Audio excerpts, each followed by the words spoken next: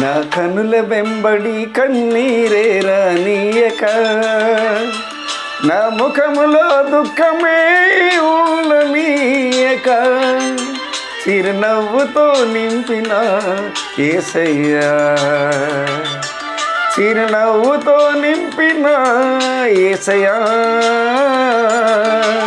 ఆరాధన ఆరాధన ఆరాధన మీకే, ఆరాధన ఆరాధన ఆరాధన నీకే, ఆరాధన ఆరాధన ఆరాధన మీకే, ఆరాధన ఆరాధన ఆరాధన నీకే. నా కనుల వెంబడి కన్నీరే రానీయక, నా ముఖములో దుఃఖమే ఉండనీయక, చిరునవ్వుతో నింపిన యేసయ్యా, చిరునవ్వుతో నింపిన యేసయ్యా.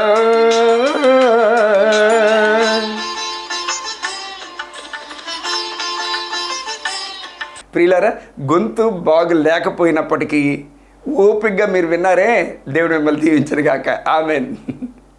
ఇంకో మాట, స్వరం గురించి కాదు కానీ అందులో మీనింగ్ ఉంది కదా, అర్థం. దేవుడు సొంతంగా దేవుని యొక్క ఆత్మచేత రాయబడిన ఈ పాట, అది చాలా ఇంపార్టెంట్. తర్వాత రిథమ్ కరెక్ట్గా వచ్చిందా లేదా, అది ఈ రెండు ఇంపార్టెంట్ అంతే. స్వరంతో మనకి దేవుని స్తోత్రం కలండి. ఆమేన్. Thank you. దేవుణ్ణి తెలియలేనటువంటి ప్రజలకి నా వంతో మాట చెప్పనివ్వండి. ప్రియులారా, దేవునికి స్తోత్రం కలండి గాక. చాలా సంతోషం. దేవాతి దేవుడు, దే అంటే చీకటి, ఊ అంటే వెలుగు, డు అంటే విమోచించేవాడు. చీకటిలో నుండి వెలుగులోనికి విమోచించేవాడు మాత్రమే దేవుడై ఉన్నాడు. అంతేగాని అందరూ దేవుడిగా, ఈయన దేవుళ్ళకే ఒక దేవుడై ఉన్నాడు. దేవతలు అనబడినటువంటి వారికే ఒక దేవుడిగా ఉన్నాడు ఈయన. నిజం ప్రియులారా, నోటి మాట ద్వారా భూమి, ఆకాశం, సూర్యుడు, చంద్రుడు, నక్షత్రాలు అన్నింటి కూడా ఈయన నోటి మాట ద్వారా సృష్టింపబడినటువంటివి, ఇంకెక్కడి నుంచే కాదు. ఈయనే పరంధాముడు, పరబ్రహ్మ. ఈయనే సర్వేశ్వరుడు, విశ్వేశ్వరుడు, జగద్రక్షకుడు అయినటువంటి వాడు. అన్ని బిరుదులన్నీ కూడా ఈయనవే. ఈయన ఎంతైనా సరే స్తుతింపబడడానికి అర్హత పొందినటువంటి వాడు, ఘనపరచబడడానికి అర్హత పొందినటువంటి వాడు, మహిమపరచబడడానికి అర్హత పొందినటువంటి వాడు. ఆయన యొక్క ప్రభావానికి, ఆయన యొక్క మరి అత్యున్నతమైనటువంటి స్థాయికి ఏ మాత్రం కూడా తగ్గుముఖం అన్నది ఆయనలో లేదు. ఆయనలో లేదు. ఆయన అంతా కూడా ఆశీర్వాదం, ఆశీర్వాదం, ఆశీర్వాదం, దీవెన, దీవెన, దీవెన, కనికరం, కనికరం, కనికరం, ప్రేమ, ప్రేమ, ప్రేమ, కృప, కృప, కృప. ఈ మాటలకు ఆయన ఎంతైనా తగినటువంటి వాడై ఉన్నాడు. కఠినాత్ముడు కాడు, కరిగిపోయినటువంటి వాడు, కృప చూపిస్తున్నటువంటి వాడు, ఎన్నటెన్నటికీ కూడా భూమి మీద ఉన్నటువంటి వాడు. ఈ భూమి ఆకాశం గతించిపోయినప్పటికీ ఆయన మాటలు కానీ, ఆయన క్రియలు కానీ, ఆయన కార్యాలు కానీ, ఆయన ఒక పేరు కానీ ఎక్కడ కూడా ఒక సున్నా కానీ, ఒక పొల్లు కానీ పొల్లు పోదు అంట. దేనికి స్తోత్రం కలండి కాక. అలాంటి ఆయన ఈ భూమి మీద డైరెక్ట్గా వచ్చేసాడు. ఆయన జేమ్స్ బి ఎర్విన్ అన్నటువంటి ఆయన ఆకాశ మండలంలో ఆయన వెళ్ళి జీపుని విడిచిపెట్టాడు. ఆయన చంద్రమండలానికి వెళ్ళి జీప్ని డ్రైవ్ చేశాడు. ఆయన అక్కడ జెండా కూడా పాతి రావడం జరిగింది. అంటే రైట్ సోదరుల తర్వాతే ఇది జరిగింది రీసెంట్గా. ఆయన ఇక్కడికి వచ్చిన తర్వాత ప్రతి భూమి మీద ఉన్నటువంటి ప్రతి రాష్ట్రాన్ని, ప్రతి దేశాన్ని విజిట్ చేయడం మొదలుపెట్టాడు. అందులో మన వాళ్ళు అడిగారు, మీడియా మిత్రులు అడిగారు, ఏమనంటే, అయ్యా మీరు అక్కడికి వెళ్ళారు కదా, జీప్ డ్రైవ్ చేశారు కదా చంద్రమండలం మీద, మీ అనుభవాన్ని ఒకసారి మాతో పంచుకోరా అని చెప్పి అంటే ఆయన ఒకే ఒక మాట అన్నాడు. నేను చంద్రమండలం మీద వెళ్ళి జీప్ డ్రైవ్ చేయడం పక్కన పెట్టండి, ఆ చంద్రమండలాన్ని, సూర్యచంద్రాదులు, నక్షత్రాలు అన్నిటిని కూడా సృష్టించినటువంటి సృష్టికర్త ఈ భూమి మీదకి వచ్చాడు. అది గొప్ప విశేషం. నాకంటే గొప్ప విషయం, ఆయన ఇచ్చిన జ్ఞానము, శక్తి, సామర్థ్యం బట్టే నేను అక్కడికి వెళ్ళి రావటం జరిగింది. సృష్టికర్త భూమి మీదకి వచ్చి నడిచాడు. నేను అక్కడ డ్రైవ్ చేసి విడిచిపెట్టాను, డ్రైవ్ చేశాను. కానీ ఇక భూమి మీదకి వచ్చి సృష్టికర్తే తను సృష్టించినటువంటి సృష్టిని మీద ఆయన నడిచాడు. అది గొప్పతనం అని చెప్పేసి ఒకటే స్టేట్మెంట్ ఇచ్చాడు. హల్లెలూయా. అందుకని ఈ రోజున ఈ భూమి మీద వాడుతున్న ప్రతి సాంకేతికమైనటువంటి ఈ యొక్క పరిజ్ఞానంతో కూడుకున్నటువంటి విశిష్టమైనటువంటి ఇలాంటి వస్తువులన్నీ కూడా సెల్ ఫోన్స్ అయితేనేమి, లేదంటే గ్రాహం బెల్ అన్నటువంటి వాడు టెలిఫోన్ కనిపెట్టాడు, స్టీమ్ ఇంజిన్ అన్నటువంటి వాడు ట్రైన్ ఇంజిన్ కనిపెట్టాడు, రైట్ సోదరులు అన్నటువంటి వారు విమానాన్ని కనిపెట్టారు. ఓకేనా? అలాగే మరి థామస్ అల్వా ఎడిసన్ అన్నటువంటి వాడు బల్బుని కనిపెట్టాడు. అదేవిధంగా అచ్చుయంత్రం కనిపెట్టినటువంటి వాడు జాన్ గూటన్బర్గ్ అన్నటువంటి ఆయన, విలియం కేరీ అన్నటువంటి ఆయన పోస్ట్ ఆఫీసులని, బ్యాంకులని, లేదంటే ఈ రైల్వే ట్రాక్లని, రైల్వే రూట్లని ఇవన్నీ కూడా కనిపెట్టాడు ఆయన. ఇవన్నీ కూడా ఈ సాంకేతిక నిపుణులందరూ కూడా ప్రభు యొక్క శిష్యులే, ప్రభు యొక్క భక్తులే, ప్రభుతో కూడుకున్నటువంటి స్నేహితులే, ప్రభుతో సన్నిహితంగా నడిచినటువంటి వారే. హల్లెలూయా, దేవుని స్తోత్రం కలను గాక. కాబట్టి ఈ రోజున ఈ భూమి మీద ప్రజలందరూ కూడా సంతోషం చేత, ఆనందం చేత, ఆరోగ్యం చేత వర్ధిల్లుతున్నారు అంటే అది క్రీస్తుని తెలుసుకున్నటువంటి వారు, క్రీస్తుని ఎరిగినటువంటి వారి యొక్క ప్రార్థన, క్రీస్తుతో నడిచినటువంటి వారి యొక్క ప్రార్థన. క్రీస్తు వారు అందరిలో కూడా జీవిస్తూ ఉన్నాడు. సృష్టికర్త అందరిలో అంటే ఇష్టపడినటువంటి వారు అందరిలో కూడా జీవిస్తున్నటువంటి వాడు కనుక వారందరి ద్వారా కూడా ఎన్నో అద్భుతమైన కార్యాలు, ఎన్నో ఆశ్చర్యమైన కార్యాలు జరిగిస్తూ తన నామానికి మహిమ తెచ్చుకున్నటువంటి వాడు. కనుక ఆయన ఈ భూమి మీదకి ఎందుకు వచ్చాడంటే నా పాపాలు క్షమించడానికి, నువ్వు చేసిన పొరపాట్లు, నేను చేసిన పొరపాట్లకి ఆయన మేకులు దిగ్గొట్టించుకొని, ఆయన శ్రమలు పడి శిక్ష అనుభవించి, ఆయన చనిపోయి ఆయన రక్తాన్ని చిందించి, ఆయన చిందించినటువంటి రక్తం ద్వారా మన పాపాలు కడగబడ్డాయి, క్షమించబడ్డాయి, నరకం నుండి తప్పించబడింది. ఆ శిక్ష నుంచి తప్పించబడ్డాం మనం. తర్వాత మనం ఆ నరకం నుంచి తప్పించబడి మోక్షానికి చేర్చగలిగాం. మన ఆత్మలన్నీ కూడా ఇప్పుడు నువ్వు నేను కళ్ళు మూసినట్లయితే ఖచ్చితంగా, ఎందుకని అంటే ప్రభు యొక్క నామంలో ప్రార్థన చేసిన వారందరూ కూడా రక్షింపబడుదురు అని చెప్పేసి ఆయన వాక్యం సెలవిచ్చింది. ఖచ్చితంగా మోక్షానికి మనం చేరుకుంటాం. ఒక యుగం కాదు, 2 యుగాలు కాదు, యుగాలు కూడా మనం అక్కడ జీవిస్తూనే ఉంటాం. హల్లెలూయా, దేవునికి మహిమ కలుగును గాక. నరకం అనేటువంటి అగ్నిగుండం ఖచ్చితంగా యుగాలు కూడా మనం అక్కడ కాలుతూ ఉంటాం. మన హృదయం, మన ఆత్మలు కాలుతూనే ఉంటాయి. ఇంకా అక్కడ గ్యాప్ ఉండదు. ఇంకా అది పురుగు చావదు, అగ్ని ఆరదు అన్నటువంటి ఆ స్థలానికి మనం ఖచ్చితంగా చేరుకుంటాం. అలాంటి స్థలం నుంచి, అలాంటి స్థానం నుంచి, అలాంటి గండం నుంచి, అలాంటి అగ్ని గుండం నుంచి మనల్ని తప్పించి మోక్షానికి చేర్చినటువంటి మహోన్నతుడైనటువంటి యేసుక్రీస్తే నిజమైనటువంటి దేవుడు, రక్షకుడు. ఇప్పుడే ఈ క్షణమే నువ్వెందుకు నీ మనసు, నీ హృదయంలోనికి ఆయన చేర్చుకోకూడదు? నీ ఆలోచన విధానాన్ని ఎందుకు మార్చుకోకూడదు? క్షమాపణ ఆయన్ని ఎందుకు అడగకూడదు? ప్రభువా, నేను చీకట్లో ఉన్నాను, అంటిది అంటట్లేదు, ముట్టిది ముట్టట్లేదు, శరీరానికి ఆరోగ్యం లేదు, మనసుకు నెమ్మది లేదు, భర్త భార్యల మధ్య ఎప్పుడు కూడా గొడవలే, ఇంట్లో ఎప్పుడు కూడా తగులు, వడ్డీలు కడుతూనే ఉంటున్నాం. ఎంత డబ్బు వచ్చినా సరే చిల్లిపడిపోయిన సంచులు పడేయడం అయిపోతుంది. సుఖం లేదు, ప్రశాంతత లేదు, శాంతి లేదు. ఎందుకయ్యా సుఖం లేనటువంటి జీవితం? ప్రభువా, మమ్మల్ని క్షమించు, నువ్వు నిజమైన దేవుడు అంట. ఇదిగో టీవీలో త్రిపులేశ్వరరావు చెప్తున్నాడు, నువ్వే నిజమైన దేవుడు అంట. దయతో క్షమించి నన్ను దర్శించి నీ పిల్లలుగా మమ్మల్ని చేసుకో నాయనా, నీకు వందనాలు అని చెప్పి ఎందుకు అడగకూడదు? ఖచ్చితంగా ఆయన క్షమించే దేవుడు, ఆదరించే దేవుడు, ఆశీర్వదించే దేవుడు, ఆప్యాయతల్ని కురిపించే దేవుడు. దేవునికి స్తోత్రం కలను గాక. ఈ మాటలని విత్తనాలు మన హృదయం నేల మీద నాటిపించేసి ఆయన నీరు పోసి పాడిగట్టి ఫలింపు చేయను కాక నజరుడైన యేసుక్రీస్తు నామములో ఆమెన్, ఆమెన్, ఆమెన్. రైట్, రండి ప్రియులారా. ఇప్పుడు దేవుడిని ఎరిగినటువంటి వారికి ఒక మాట చెప్పండి. రోమీయులకు రాసిన పత్రిక 8వ అధ్యాయం. అది ఎంత అద్భుతమైనటువంటి అధ్యాయం అంటే క్రైస్తవుడు అన్నటువంటి వాడికి చాలా చాలా ప్రాముఖ్యమైనటువంటిది. అవును, విశ్వాసులకైతేనేమి, సేవకులకైతేనేమి, పరిచారకులకైతేనేమి, బోధకులకైతేనేమి, స్వాతికులకైతేనేమి, ప్రవక్తలకైతేనేమి చాలా చాలా చాలా చాలా ప్రాముఖ్యమైనటువంటి అధ్యాయం రోమీయులకు రాసిన పత్రిక. పౌలు గారు రాశారు. అది ఒకసారి చదువుదాం, అందులో వాక్యాలు మనం దినం చెప్పుకుందాం. ఆమెన్, హల్లెలూయా. రండి, రోమీయులకు రాసిన పత్రిక 8వ అధ్యాయము 35. క్రీస్తు ప్రేమ నుండి మనలను ఎడబాపు వాడెవడు? హల్లెలూయా. క్రీస్తు యొక్క ప్రేమ, ప్రేమ ప్రేమ ప్రేమ ప్రేమ ప్రేమ పరలోక ప్రేమ, కల్ముషం లేని ప్రేమ, కలత లేని, అవధులు లేనటువంటి ప్రేమ, ఒడిదుడుకులు లేనటువంటి ప్రేమ, అడ్డు ఆటంకాలు లేనటువంటి ప్రేమ. ఇలాంటి ప్రేమ ఎవరిదంటే స్వచ్ఛమైనటువంటి ప్రేమ యేసు ప్రేమ, క్రీస్తు ప్రేమ. ఈ క్రీస్తు ప్రేమ అన్నటువంటి అక్షరాలతో, ఈ యొక్క పదాలతో ఎన్నో పాటలు, కొన్ని వందల పాటలు, కొన్ని వేల పాటలు రాయబడ్డాయి. ఆత్మ ద్వారా. ఎందుకంటే దేవుడు ఏమై ఉన్నాడు? ప్రేమ అయి ఉన్నాడు. ఆయన ప్రేమ అయి ఉన్నాడు కనుక క్రీస్తు ప్రేమ నుండి, ఎందుకంటే ఆయన ప్రేమతో లోకమును దేవుడు ఎంతో ప్రేమించాను. 3:16 యోహానులో. అందుకని ప్రతి ఒక్కరు కూడా రక్షింపబడాలి. నశించిపోతున్నటువంటి వాడిని వెదకి రక్షించడానికని లోకానికి రావడం జరిగింది. ఆయన కుమారుడిగా రావడం జరిగింది. చిన్న పిల్లోడిగా రావడం జరిగింది. మనుషుల్లో ఒక మనిషి అయితేనే కానీ మనుషుల యొక్క భాష, మనుషుల భాష అర్థం కాదు. జంతువుల్లో ఒక జంతువు అయితేనే కానీ జంతువులకి ఆ భాష అర్థం కాదు. పక్షుల్లో పక్షి అయితేనే కానీ ఆ పక్షులకు ఆ భాష అర్థం కాదు. అందుకనే మనుషుల్లో ఒక మనిషిగా రావడం జరిగింది. ఆయన వచ్చి తన ప్రేమను కుమ్మరించేశాడు. తన ప్రేమ, తన కృప, తన ఆదరణ, తన ఆప్యాయత, తన కనికరం, తన దీవెన, తన ఆశీర్వాదాలు సమృద్ధిగా మన మీద కుమ్మరించేశాడు ఆయన.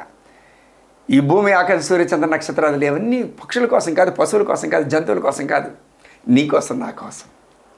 హల్లెలూయా, దేవుని స్తోత్రం కలండి కాక. అందుకనే ఆయన అన్నాడు కదా, ఏ నాన్న, నేను ఆకాశానికి రాజునై ఉంటాను, నువ్వు ఈ భూమికి రాజువై ఉంటావు. ముందు 115-16 కీర్తన గ్రంథంలో చెప్తాడు ఆయన.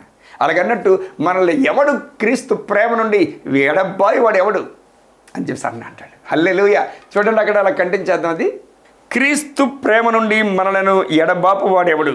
శ్రమ అయినను, బాధ అయినను, హింస అయినను, కరువైనను, వస్త్రహీనత అయినను, ఉపద్రవమైనను, ఖడ్గమైనను మనలను ఎడబాపునా? అయినను మనలను ప్రేమించిన వాని ద్వారా. హల్లెలూయా. మనము వీటన్నిటిలో అత్యధికమైనటువంటి విజయం పొందుచున్నాము. ఎవరైతే మనల్ని ప్రేమించడానికి సృష్టికర్తగా వచ్చినట్లయితే ఈ భూమి ఉండదు, పేలిపోద్ది, బూడిదైపోద్ది. ఆ భూమి మీద మనం కూడా ఉండం. అందుకని ఎవరైతే మనల్ని ప్రేమించడానికి వచ్చాడో ఆయన ప్రేమ యందు మనలో అందరం కూడా జయిస్తామట. ప్రతి శోధన, ప్రతి వేదన, ప్రతి హింస, ప్రతి ఆకలి, ప్రతి కక్ష అన్నిటి నుంచి కూడా గొప్ప విజయాన్ని ఇవ్వడానికి, విడుదల ఇవ్వడానికి ఆయన భూమి మీద రావడం జరిగింది. హల్లెలూయా. దేవునికి మహిమ కలుగును గాక. అలాంటి విజయవంతుడు మన జీవితానికి ఒక సంచకరువుగా ఉన్నాడు ఆయన. ఎఫెసీయులకు రాసిన పత్రిక 1:13 వాక్య ప్రకారంగాను ఆయన యొక్క ఆత్మచేత మీరు ముద్రింపబడితిరి, ఆయన యొక్క శక్తి చేత మీరు ప్రభావం చేయబడితిరి. ఆయన మీకు సంచకరువుగా ఉన్నాడు. 139 కీర్తన గ్రంథాలు అయితే, నా ముందును నా వెనకను నువ్వు ఆవరించుకొని ఉన్నావయ్యా, నా ప్రక్కన నువ్వు ఆవరించుకొని ఉన్నావయ్యా, నేను ఎక్కడికి వెళ్తే నువ్వు అక్కడే ఉంటున్నావయ్యా, నేను ఎక్కడికి పోను అన్నట్లు కీర్తనకారుడు. హల్లెలూయా. దేవుని స్తోత్రం కలుగును గాక. ఆయన ప్రేమలో గొప్ప ఉత్సాహం, గొప్ప ఆనందం, గొప్ప శక్తి, గొప్ప బలం, పరిపూర్ణమైనటువంటి ఆధిక్యత ఉందయ్యా. హల్లెలూయా. అవును ప్రియులారా, దేవుని స్తోత్రం కలుగును గాక. హల్లెలూయా. అసలు క్రీస్తులో చూడండి, ఎందరైతే, అక్కడ చూడండి రోమీయులకు రాసిన పత్రిక 8:26, అటువలే ఆత్మయు మన బలహీనతను చూచి సహాయం చేయుచున్నాడు. ఏలయనగా మనము యుక్తముగా ఎలాగో ప్రార్థన చేయవలనో మనకు తెలియదు కానీ ఉచ్చరింప శక్యము కాని మూలుగులతో ఆ ఆత్మ తానే మన పక్షమున విజ్ఞాపన చేయుచున్నాడు. 8:14 అంటాడు, ఎందరైతే దేవుని ఆత్మచేత నడిపించబడుదురో వారందరూ దేవుని కుమారులై ఉందురు. కుమారులు ఎందుకు అంటే చూడండి, కుమారుల పక్కన తండ్రి ఎప్పుడు కూడా సపోర్ట్గా ఉంటాడు.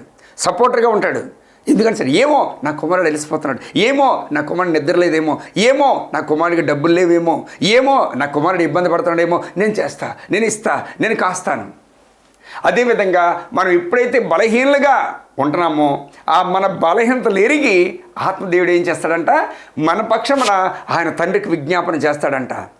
మీరు బలహీనులుగా ఉండేటప్పుడు మీకు ప్రార్థన ఏ విధంగా చేయాలో మీకు తెలియదు కనుక మీ పక్షమున ఆయన చెప్పన సఖ్యము కానటువంటి మూలుగులతో మీ పక్షమున తండ్రికి విజ్ఞాపనలు చేస్తాడంట. ఆయన ప్రేమ, దేవుని ప్రేమ. హల్లెలూయా. దేవుని స్తోత్రం కలుగును గాక. అదేవిధంగా చూడండి, మరియు హృదయములను పరిశోధించేవాడు ఆత్మ యొక్క మనస్సు ఏదో ఎరుగును. ఏలయనగా ఆయన దేవుని చిత్త ప్రకారము పరిశుద్ధుల కొరకు విజ్ఞాపన చేయుచున్నాడు. దేవుని ప్రేమించే వారికి, అనగా ఆయన సంకల్పము చొప్పున పిలువబడిన వారికి మేలు కలుగుటకై సమస్తము సమకూడి జరుగుచున్నవని ఎరుగుదము. ఆయన సంకల్పము చొప్పున పిలువబడినటువంటి వారికి, ఆయన ప్రేమిస్తున్నటువంటి వారికి అన్ని మేలు కలగడానికి చకమని ముందుకుండా ఏర్పాట్లు జరుగుతున్నాయి అంట. ఎందుకని అంటే 2:14 చూడండి ఒకసారి, లూకా సువార్త. సర్వోన్నతమైన స్థలములలో దేవునికి మహిమయు ఆయనకి ఇష్టలైన మనుష్యులకు భూమి మీద సమాధానం కలుగునుగాక అని దేవుని స్తోత్రం చేయుచుండెను. హల్లెలూయా.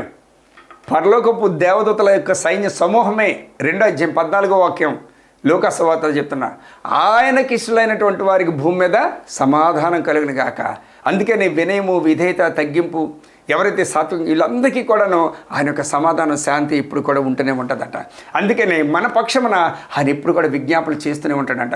దేవుని ప్రేమించే వారికి, అనగా ఆయన సంకల్పము చొప్పున పిలువబడినటువంటి వారికి మేలు కలుగటికై సమస్తమును కూడా సమకూడి జరుగుతూ ఉన్నాయంట. అందుకనే ప్రియులారా, ఎందరైతే పిలబడ్డారో, ఎందుకంటే పిలబడిన వారు అనేకులు, ఏర్పరచబడిన వారు కొద్దిమంది అంటాడు ఇక్కడ. ఎందుకని అంటే చాలామంది తొలగిపోతుంటారు. ఆ తాలూకు రూల్స్ అండ్ రెగ్యులేషన్స్ తట్టుకోలేక, చాలామంది ఆ స్ట్రిక్ట్ రూల్స్ తట్టుకోలేక చాలామంది వెళ్ళిపోతుంటారు. ఎందుకంటే లోకానికి, శాపానికి, పాపానికి అలవాటు అయిపోయినటువంటి ఆ దేహాలు, ఆ దాహంతో కూడుకున్నటువంటి ఆ హృదయాలు కూడా అట్టి విధంగానే వెళ్ళిపోతాయంట. కానీ ప్రభు ఏమంటున్నాడు అంటే, ఇక్కడ మీ కొరకు నేను వచ్చాను, మీకు ప్రేమనివ్వడానికి వచ్చా, మీ పక్షాన్ని వ్యాచ్యమాడడానికి వచ్చా, మీకు నా ప్రేమను చూపించడానికి వచ్చా, మీకు నేను సంపూర్ణమైనటువంటి నా యొక్క హృదయంలో ఉన్నటువంటి లోతైనటువంటి ఆశీర్వాదాలు ఇవ్వడానికి వచ్చా అని అంటాడు అక్కడ. హల్లెలూయా. దేవుని స్తోత్రం కలుగును గాక. కనుక ఇప్పుడు క్రీస్తు యేసులో ఉన్నవారికి ఏ శిక్ష కూడా లేదంట. క్రీస్తు యేసులో ఉన్నవారికి ఏ శిక్ష విధి కూడా లేదంట. అనగా దానికి అర్థమేంటి? క్రీస్తుతో జత కట్టినటువంటి, క్రీస్తుతో నడుస్తున్నటువంటి వారికి, క్రీస్తులో ఉన్నటువంటి వారికి, క్రీస్తు ప్రేమను పొందినటువంటి వారికి, క్రీస్తు రుచి ఎరిగినటువంటి వారికి, క్రీస్తు యొక్క మాట ప్రకారంగా జీవిస్తున్నటువంటి వారికి, క్రీస్తు యందు భయభక్తులు కలిగినటువంటి వారికి, క్రీస్తు నామములో ప్రార్థన చేస్తున్నటువంటి వారికి ఏ శిక్ష విధి కూడా లేదంట. హల్లెలూయా. ఎంత గొప్ప ప్రేమ చూడండి. దేవునికి మహిమ కలుగును గాక. హల్లెలూయా. ఇలాంటి ప్రేమను మనం కాదనుకుని ఎక్కడికి పోతాం చెప్పండి? దేవునికి స్తోత్రం కలుగును గాక. హల్లెలూయా. దేవుడు మన పక్షమున ఉండగా మనకు విరోధి ఎవడు? మనకి హాని కలిగించిన వాడు ఎవడు? ఆయన మాట ప్రకారంగా మనం చేస్తున్నప్పుడు, ఆయన మాటకి తల వంచేటప్పుడు, మన మనస్సాక్షి మనకి గద్దిస్తున్నప్పుడు, మన మనసు మనకి మీద నిందారోపణ చేయకుండా ఉండేటప్పుడు ఎవడు మనకి చేస్తాడు చెప్పండి? ఏ హాని చేయగలడు ఎవడైనా సరే? ఎవడు ఏ హాని కూడా చేయలేడు. నువ్వు చేసింది కరెక్ట్గా ఉన్నప్పుడు, తండ్రి చేసిన మాదిరిగా నువ్వు కూడా కుమారుడిగా ఆయన వెంబడి వెళ్ళేటప్పుడు, ఆయన అడుగుల్లో అడుగు వేసేటప్పుడు, ఆయన చేయి పట్టుకొని నడుచుకున్నప్పుడు ఎవడు కూడా నీకు ఏ హాని కూడా, నీకు కానీ, నీ కుటుంబానికి కానీ, నీ శరీరానికి కానీ, నీ ప్రాణానికి కానీ, నీ హృదయానికి కానీ, నీ ఆత్మకు కానీ ఏ హాని కలిగించడానికి ఎవడి వల్ల కాదు. దేవుని స్తోత్రం కలుగును గాక. హల్లెలూయా. మన అందరి కొరకు కూడా తన కుమారుని అప్పగించేశాడు ఆయన. అందుకని మన అవసరాలు ఎందుకు తీర్చడు? మనం అడిగింది ఎందుకు ఇవ్వడు? అడుగుడి ఇవ్వబడును, తట్టుడి తీయబడును, వెతుకుడి దొరకబడును అని ఉంది. తను ఎందరైతే అడుగుతారో అడిగిన వారందరికీ కూడా పరిశుద్ధాత్మ ఇంపుగా ఇస్తాడంట, నింపుగా ఇస్తాడంట, సమృద్ధిగా ఇస్తాడంట. 9:23 మార్క్స్ వార్త ప్రకారంగాను. హల్లెలూయా. అందుకని ఇవన్నీ ఇచ్చిన తర్వాత తన కుమారుడిని మనకి ఇచ్చేశాడు. మన అవసరాలు ఎందుకు గట్టెక్కించాడు? మన మత్తయి సువార్త 6:33 ప్రకారంగాను ఓ ఊరికి మనం చింతించేంత మాత్రాన మీ జానుడు సమస్య మీరు మూరడు చేసుకోగలరా? లేకపోతే అంగుళం చేసుకోగలుగుతారా?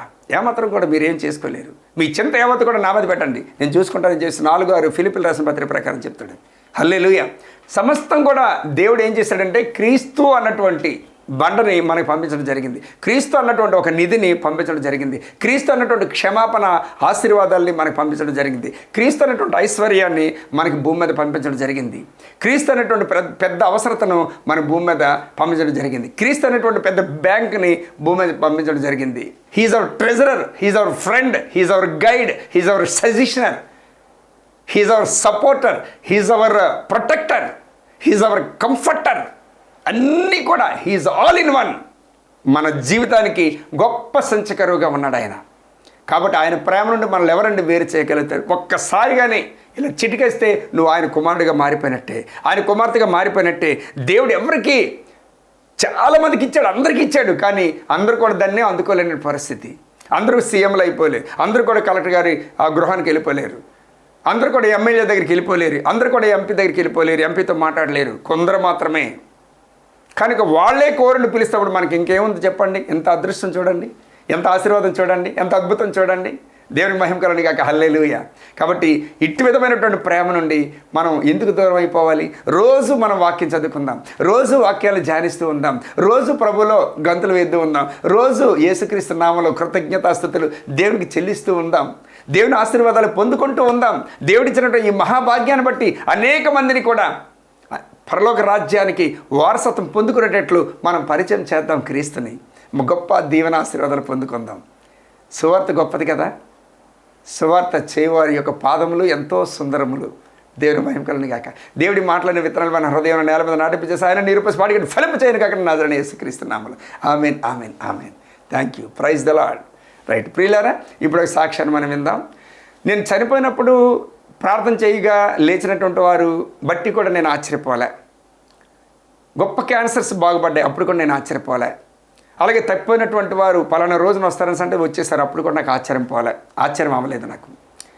అలాగే పచ్చకామూరులు ప్రార్థన చేస్తే అవి బాగుపడిపోయినాయి, అప్పుడు కూడా నాకు ఆశ్చర్యం కాలే. కానీ టీవీలో నేను మాట్లాడుతున్నప్పుడు, నా యొక్క ప్రోగ్రాం వస్తున్నప్పుడు, ఆ ప్రోగ్రాం ద్వారా 3 సంవత్సరాలు కట్లతో అపవాది చేత కట్లు కట్టబడినటువంటి ఒక సహోదరి అక్కడ టీవీకి ఎదురుగుండా అన్నదమ్ములు విడిచిపెట్టేశారు, అక్కచెల్లెలు విడిచిపెట్టేశారు, తల్లిదండ్రులు విడిచిపెట్టేశారు, డాక్టర్లు విడిచిపెట్టేశారు, పాస్టమ్మ గారు విడిచిపెట్టేశారు, అందరూ విడిచిపెట్టేశారు.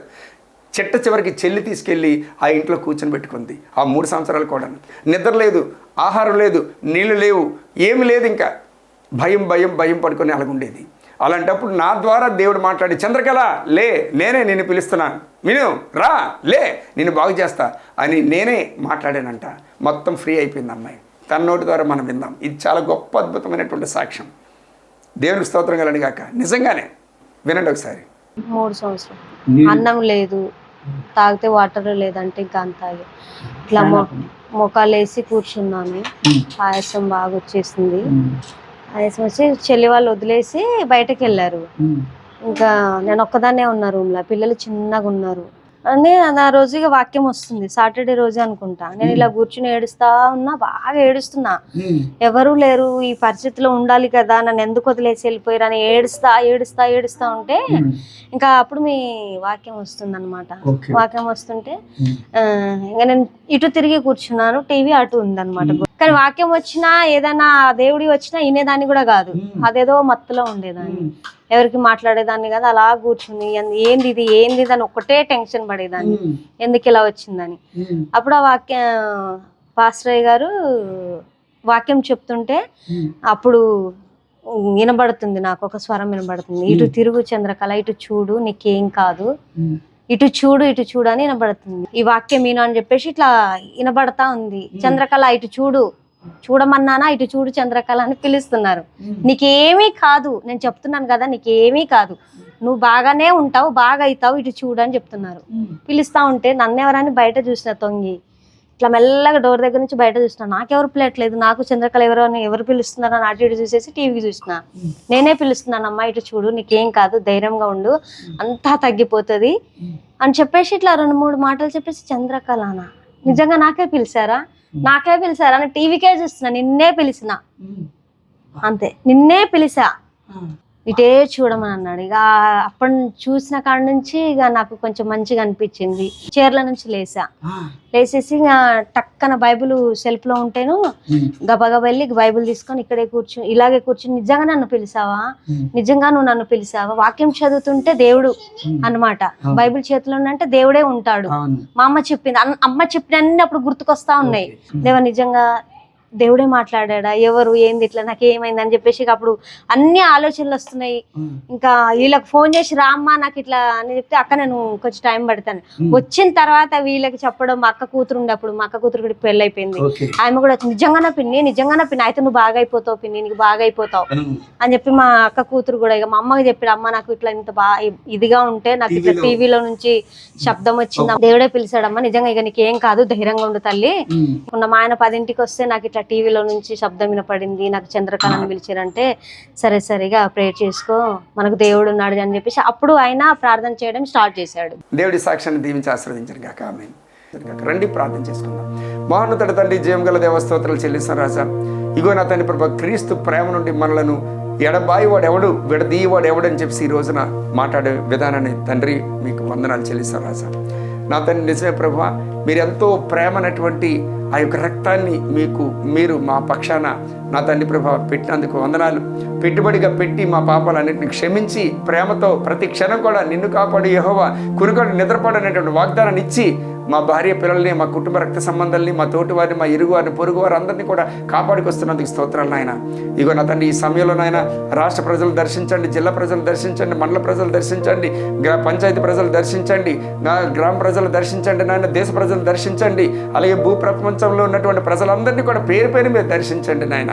మీ వాక్కులు వినిపించండి, మీ స్వరాన్ని వినిపించండి, మీ స్వరూపాన్ని చూపించండి, మనోనేత్రాలు వెలిగించండి, జ్ఞాననేత్రాలు వెలిగించండి, హృదయాలు తెరవండి, మీ సత్యమైన ఎరుగుటకు నాయన కృప చూపించమని మహిమ పొందుకోమని ప్రార్థిస్తున్నారు రాజా. మీకు వందనాలు. ఎందరెందరైతే నా తండ్రి ప్రభా చావు బ్రతుకుల మధ్య నాయన మానసికంగా, శారీరకంగా, ఆత్మికంగా, ఆర్థికంగా నా తండ్రి విరిగి నలిగినటువంటి హృదయాలు కలిగి ఉన్నారో వారందరూ కూడా ఇప్పుడే నజరేయుడైన యేసుక్రీస్తు నామములో విడుదల పొందుకుందరు కాక. అపవాదేసినటువంటి కళంకం అంతా కూడా తీసి వేయబడను కాక, కట్లను కూడా తెగిపోవును గాక, కాళ్ళు విరగొట్టబడను గాక, ప్రతి పాపం నుంచి ఆయన గొప్ప విడుదల కలుగును గాక. యేసుక్రీస్తు నామములో పాపాలన్నీ కూడా నా తండ్రి ప్రభా విడుదల పొందుకుందరు గాక, రక్తం చేత కడగబడుదురు గాక. యేసు నామములో తండ్రి ప్రభా పట్టుకున్నటువంటి జల తైలాలు రెండు కూడా నాయన నీ శక్తి చేత, నీ ప్రభావం చేత పరలోక ఔషధ జల తైలాలుగా మారిపోవును గాక. యేసుక్రీస్తు రక్తంతో నిండిపోవును కాక, యేసుక్రీస్తు యొక్క ప్రభావంతో నిండిపోవును కాక, పరిపూర్ణుడైనటువంటి ఓ పునరుత్థాన బలంతో నిండిపోవును కాక. యేసునామములో అది ఎక్కడ అప్లై చేసినా, ఎక్కడ ప్రోక్షించినా, ఎవరు సేవించినా గొప్ప విడుదల, గొప్ప శక్తి, గొప్ప ప్రభావంతో నింపబడుదురు గాక. దాడి చేస్తున్న ప్రతి విధ దైవ శక్తులను కూడా కాలిపోవును కాక. యేసునామములో మీరే మా సలహాదారుడిగా ఉంటూ, మా తండ్రిగా ఉంటూ, మాకు అన్నదమ్ములుగా ఉంటూ, మా స్నేహితులుగా ఉంటూ, మా జీవితాలకు ఒక అర్థాన్ని, పరమార్థాన్ని ఇస్తూ నడిపించమని, మహిమ పొందుకోమని తండ్రి స్పాన్సర్ చేసినటువంటి నీ కుమార్తెనైనా 30 దింతలు, 60 దింతలు, 60 దింతలు, 100 దింతలు ఫలింప చేయండి ప్రభా. ప్రతిదినాలన్నీ కూడా కృప క్షేమాలే తండ్రి ప్రభా వీరి వెంట వచ్చును గాక. యేసయ్య నామాన్ని బట్టి స్తుతించి వినయపూర్వకంగా వేడుకున్న తండ్రి, ఆమేన్, ఆమేన్.